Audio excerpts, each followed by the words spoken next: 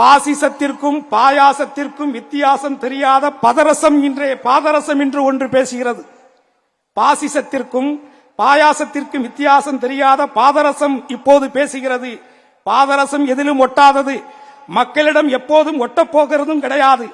நஞ்சு கக்கக்கூடிய கொடிய திராவம் இந்த பாதரசம். தங்கத்தை வெள்ளியை உருக்கும், உருக்குலைக்கும். நல்லா இருக்கின்ற நாட்டை உருகுலைக்க இதுபோன்ற பாதரசங்களை பாசிசங்கள் தான் உருவாக்குகிறது. அந்த பாசிசங்கள் தான் இந்த பாதரசுகளுக்கு பாதுகாப்பு கொடுக்கிறது என்பதை நீங்கள் அத்தனை பேரும் உணர வேண்டும். தமிழக வெற்றி கழக தலைவர் விஜய் நேற்று ஒரு பாதரசம் அப்படின்னு ஒப்பிட்டு இருக்கீங்க. எப்படி பாதரசம் எதிலும் ஒட்டாதோ அது போல மக்களிடம் ஒட்ட மாட்டார் அப்படின்னு ஒரு கடுமையான விமர்சனத்தை முன் வச்சீங்க. அதுக்கு என்ன காரணம்?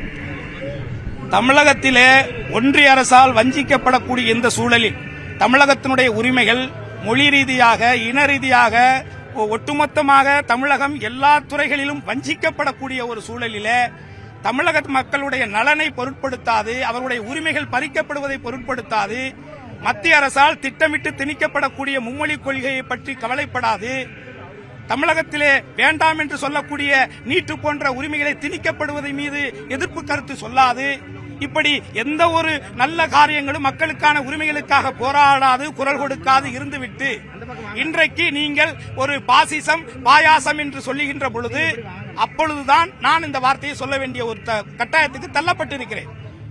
அது பாயாசமும் பாசிசமும் பாயாசமும் என்பதற்கான கருத்து உங்களுக்கு, பாசிசத்திற்கான கருத்தே புரியவில்லை, அதனுடைய உள்கருத்து உங்களுக்கு தெரியவில்லை என்கின்ற பொழுது என்னுடைய பார்வையில், அரசியல் ரீதியாக விமர்சன ரீதியாக என்னுடைய பார்வையில் நீங்கள் ஒரு பாதரசமாகத்தான் தெரிகிறீர்கள் என்பதை சொன்னேன். எப்படி பாதரசம் உலோகங்களோடு ஒட்டாதோ அதை போல் நீங்களும் நிச்சயமாக உணர்வற்றவராக, தமிழர்களுடைய உரிமைகளுக்கு குரல் கொடுக்காதவராக இருக்கக்கூடிய நீங்கள் நிச்சயமாக தமிழக மக்களோடு ஒட்ட மாட்டீர்கள் என்பது என்னுடைய கருத்து. 2026 தேர்தலில் அவர் தலைமையில் கூட்டணின்னு அவர் முழக்கமிட்டு அரசியல் பண்ணிட்டு இருக்கார். அவருடைய அரசியலை எப்படி பாக்குறீங்க?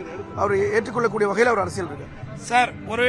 ஒரு நடிகனை ரசிகர்களுக்கு பிடிப்பது என்பது வேறு, ஒரு நடிகனை வேடிக்கை பார்க்க வருகின்ற மக்கள் கூட்டம் என்பது வேறு. ஆனால் ஒரு ரசிகனை வாக்காக மாற்றுவது அவ்வளவு சுலபமானது இல்லை என்பதை நான் ஏற்கனவே சொல்லியிருக்கிறேன். அந்த வகையிலே வாக்கு எப்படி மாறும், ஒரு ரசிகன் எப்படி உங்களுக்கு வாக்காக மாறுவார்கள், பொதுமக்கள் எப்பொழுது உங்களுக்கு வாக்காக மாறுவார்கள் என்று சொன்னால் அந்த மக்களுக்காக களத்திலே நின்று போராடக்கூடிய ஒரு தலைவனைத்தான். தனக்காக இழைக்கப்படக்கூடிய ஒன்றிய அரசாக இருந்தாலும் சரி, எந்த ரூபத்தில் இந்த மக்களுக்கு எதிரான ஒரு வினை வருகின்ற பொழுது நான் இருக்கிறேன் என்று களத்தில் இருக்கக்கூடிய நமது தமிழக முதலமைச்சர் மு.க. ஸ்டாலின் அண்ணன் அவர்களை போல் இருக்கக்கூடிய ஒரு தலைவனைத்தான் மக்கள் நம்புவார்கள், ஏற்றுக்கொள்வார்கள். இது திரையில் வருவதும் ஏசி அறையில் படுப்பதும் அல்ல அரசியல். திரையிலே வருவதும் ஏசி அறையிலும் படுப்பதல்ல அரசியல். சிறையிலே இருந்து கட்டான் தரையிலே படுத்து வந்தாரே தமிழகத்தினுடைய முதல்வர் மு.க. ஸ்டாலின் அவர்கள், இதுதான் அரசியல் என்பதை விஜய் அவர்கள் புரிந்து கொள்ள வேண்டும். அனைவருக்கும் உள்ளடக்கிய அரசியலை அவர் மேற்கொண்டார் நினைக்கிறீங்களா? அனைவருக்கும் உள்ளடக்கிய அரசியலை விஜய் அவர் அவருடைய கருத்தியல் தலைவராக அவர் அண்ணல் அம்பேத்கர் அவர்களை முன்மொழிந்துதான் அவர் இந்த பார்ட்டி அனௌன்ஸ் பண்ணியிருக்கார். என்னை பொறுத்தவரை என்னுடைய பார்வையில அவர் ஒரு ஒடுக்கப்பட்ட விளிம்பு நிலையில் இருக்கக்கூடிய தாழ்த்தப்பட்ட மக்களுக்கான அரசியலை முன்னெடுக்கிறார் என்றுதான் நான் பார்க்கிறேன். அதனால்தான் இந்த நாட்டுக்காக உழைத்த முத்துராமலிங்க தேவரை போன்றவர்களை, மருதுபாண்டியர்கள் போன்றவர்களை, பூலித்தேவனை போன்றவர்களை, வெள்ளையத்தேவனை போன்றவர்களை, இந்த தேசத்திற்காக தீரன் சின்னமலை போன்றவர்களை, எத்தனையோ பேர்களை எல்லாம் புறம் தள்ளிவிட்டு அவருக்கென்று ஒரு கட்டமைப்பை உருவாக்கி இருக்கிறார். அதனுடைய உள்நோக்கம் இருக்கிறது என்னுடைய கருத்து.